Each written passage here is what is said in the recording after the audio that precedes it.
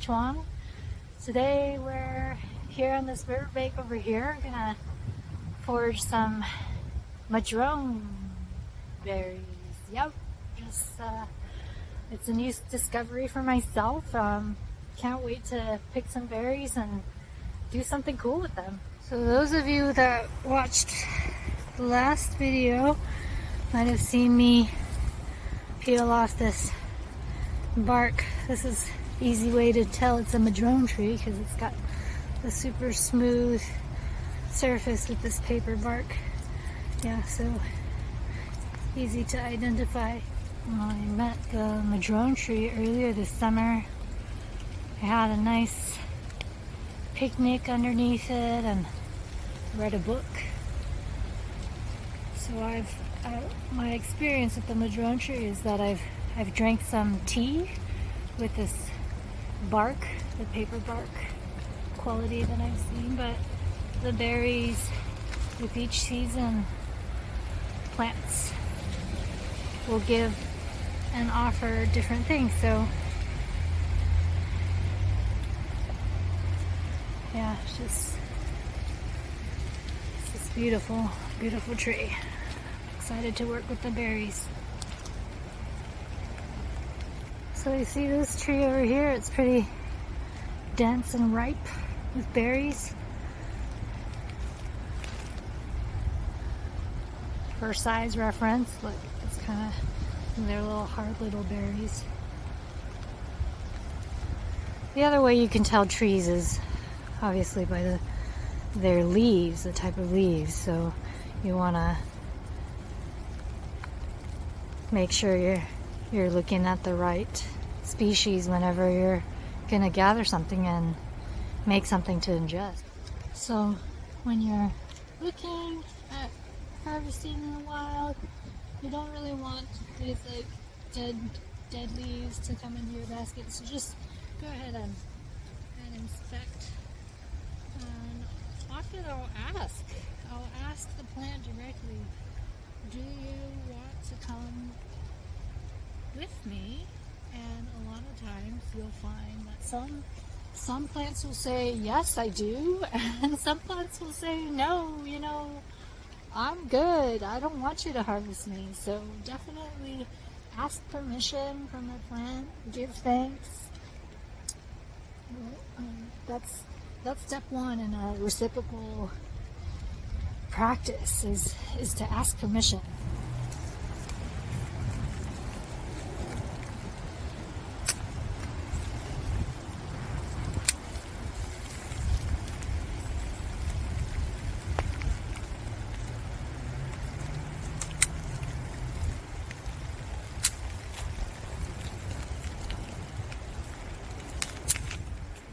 So I've gathered a good bunch of them in my little basket over here.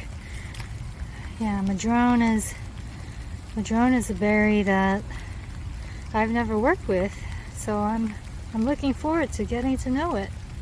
Haven't decided quite yet what I'll make out of it, but I'm excited to experiment. Just a note to mention that you definitely want to leave ample amount of whatever you're harvesting. You just want to take a little bit, take what you feel like you're gonna work with. And like I shared earlier, this is a berry that's new to me. I'm not quite sure what I'm gonna make with it first. I was just excited to discover something new. I made it back indoors after that rainy, blustery gathering day. I've got my madrone berries here in my little basket. So I've decided today that I'll be making a decoction. Here's a look at those berries again. And they're quite small. I have a feeling that they get a little larger. So I have done some research, consulting books and also the internet about what people make out of these berries. And jams, jellies, like some person said cheesecake. And this is my first time working with the madrone berries, so I still feel like I'm getting to know the berries' flavor, texture, characteristics. So that's why I wanted to make a decoction today. It was so cold and blustery the day that I was foraging that I wasn't actually eating or tasting any of the berries as I was gathering. If it's a berry that I know, I'm usually tasting and eating as I gather, just because that's a more developed relationship, I guess.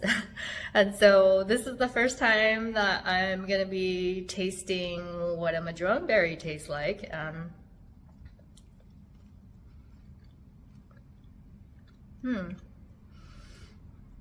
Well, it tastes a little bit like an unripe persimmon. And for those of you that have tasted unripe persimmons, it's not that great. That unripe taste is another indicator that perhaps these berries just needed a little bit longer to ripen and get some sugar content. Here's kind of a look on the inside of the berry. So, little seeds. I was able just to swallow the seeds when I bit into it.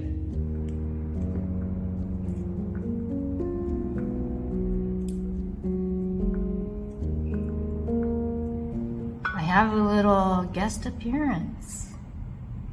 A little Mr. Spider. Hello, Mr. Spider. I am not intending to cook you, so I'm just gonna take you outside. Don't worry. Don't worry. Bye, Mr. Spider! Bye! So for those of you that haven't heard about the term decoction, decoction is a fancy word for tea brewed for a long time. So 30 minutes or longer. If you're making something with roots or hard parts, that usually deepens the flavor and it extracts the medicinal properties out of whatever you're boiling. So decoction just means tea brewed for a long time, so 30 minutes or longer. Today I'm making a decoction in a pressure cooker. So a pressure cooker seals in the steam, so it shortens the amount of time that whatever you're making is boiling, and it uses high pressure steam. And so this goes on like such, and it kind of locks, and then it's a pressure cooker and shortens the amount of time that you're cooking. All right, so I'll add some water into the pot. So a pressure cooker cooks with high steam, pressurized steam, and you can see that there's all this steam in there. So it kind of just shortens the time of cooking. If you were doing this in a regular pot, you want to have it on boil for about 30 minutes. In a pressure cooker, maybe 5 to 7 minutes would be enough. So with the pressure cooker, there's lots of high pressurized steam in there, and I'm just going to use this little steam to let the steam escape.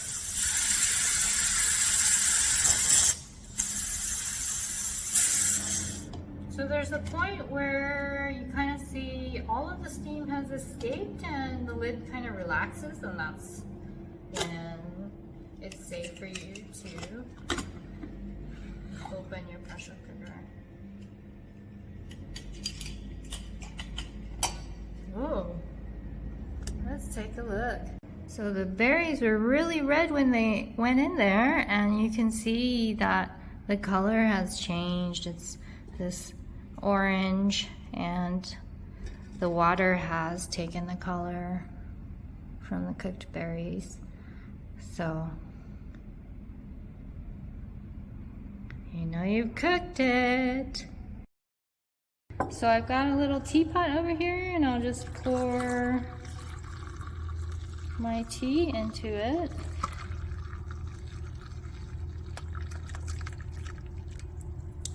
And as you can see, the red berries are now kind of this orangey color. And now I have my tea. Alright, so excited to finally enjoy this tea, decoction tea. So if I was just to prepare this regularly as just boiled for 5 minutes or something like that, I definitely would not get the deeper flavor and the deeper color as well. I always kind of keep a little bit of it in as just to open my appetite and imagination before I drink the tea.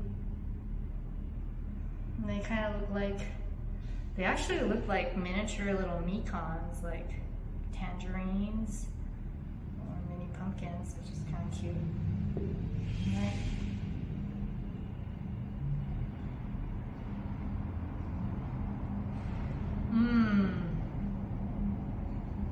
Persimmons. It's still persimmons to me.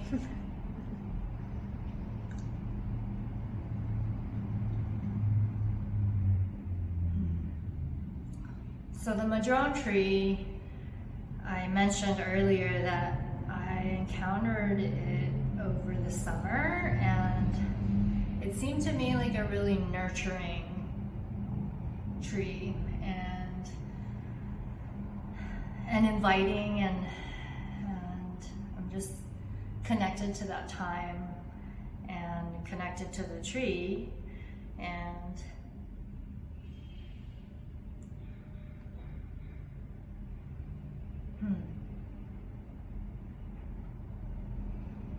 unripe persimmon is not usually something that I'm excited about, honestly.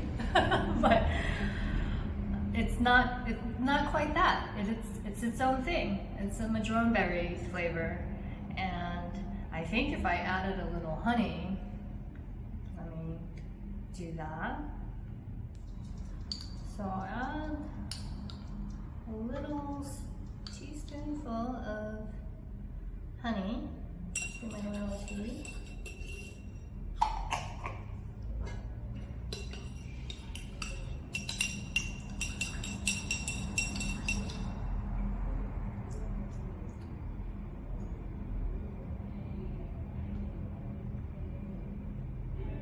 Oh, that's really, really nice. Yeah. Wonderful. And different than anything I've ever tasted. Cheers to the madrone tree. Cheers to the madrone berries. And happy fall. See you next time.